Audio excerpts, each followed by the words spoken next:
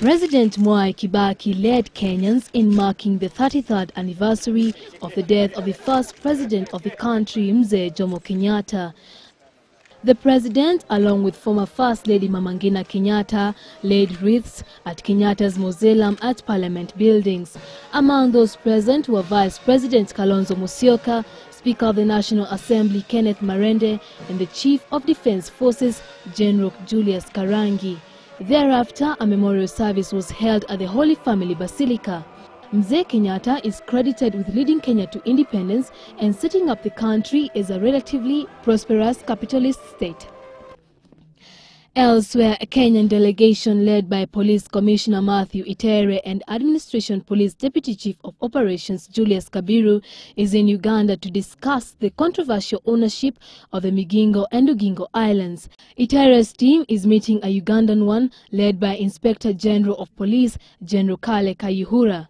Assistant Minister for Foreign Affairs Richard Onyonka says that on the 27th of July this year, there was an agreement between Kenya and Uganda that a joint policing outfit would be deployed to man the two islands.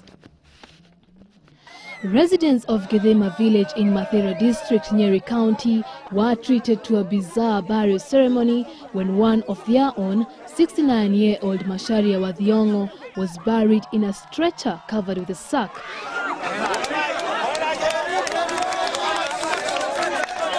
Macharia died after a long illness and had written a will in which he had stipulated that he did not want to be buried in a coffin. He had written that he wanted his grave to be 8 by 9 feet instead of the usual 6 feet. Macharia is survived by a widow and 9 children. And in Mombasa, 3 people, including 2 children, died in a road accident along the old Mombasa Road in Miritini. The 2 children, aged between 7 and 10 years, were sitting under a tree when the driver of the Toyota 110 veered off the road, hitting them and killing them on the spot. The third, a tout, died in hospital. 7 people were injured in the accident. Maureen Murimi, Citizen Live at 9.